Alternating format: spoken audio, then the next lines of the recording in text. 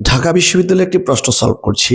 লেখা আছে, the underline word in the sentence Shila works for a company that makes furniture. প্রশ্ন হলো that কি? আমরা জানি দিস দ্যাট দোজ সাধারণত ডেমনস্ট্রেটিভ প্রনাউন, এরা আবার ডেমনস্ট্রেটিভ অ্যাডজেক্টিভ হয়ে যেতে পারে যদি ওই প্রনাউনের পরে একটা নাউন থাকে।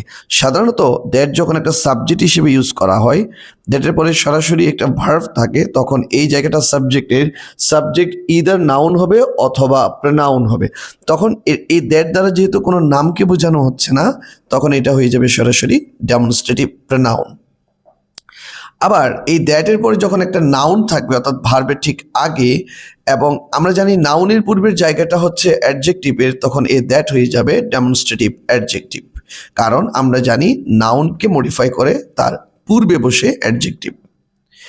আবার খেয়াল করুন, he was the teacher that helped me the most.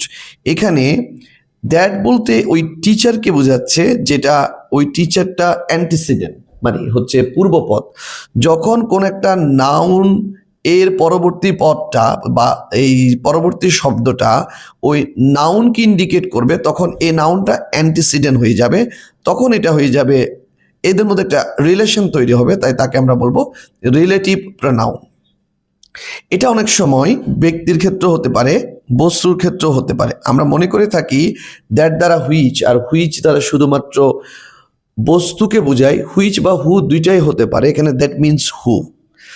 This is the house that, এই দ্যাট বলতে হুইচকে বোঝাচ্ছে, এই হাউস হচ্ছে তার অ্যান্টিসিডেন্ট, তো এখানেও এটা হয়ে গেল রিলেটিভ প্রনাউন। কিন্তু দুইটি সেন্টেন্সকে যখন যুক্ত করবে, যেমন আই থিঙ্ক এটা একটা ক্লজ, এবং ইট উইল রেইন টুমরো এটা আরেকটা ক্লজ। দুইটা ক্লজকে যুক্ত করার কাজ হচ্ছে কনজাংশনের, এটা কনজাং করেছে তাই তাকে আমরা কনজাংশন বলবো। তো আমাদের সেন্টেন্সটা একটু আমরা খেয়াল করি। Works for a company, Shila works for a company, এটা একটা ক্লজ, এবং দ্যাট মেক্স, তাইলে মেক্স এর যে সাবজেক্টকে দ্যাট বলতে কাকে মিন করছে? এই কোম্পানিকে মিন করছে, অর্থাৎ এটা হলো রিলেটিভ প্রনাউন, কারণ এটার অ্যান্টিসিডেন্ট হচ্ছে এক কোম্পানি, তাই এটাকে আমরা ডেমনস্ট্রেটিভ প্রনাউন বা অন্য কোনো প্রনাউন বলতে পারবো না, তাকে আমাকে বলতে হবে রিলেটিভ প্রনাউন, কারণ এটি হুইচের কাজ করছে। Thank you very much for watching the video.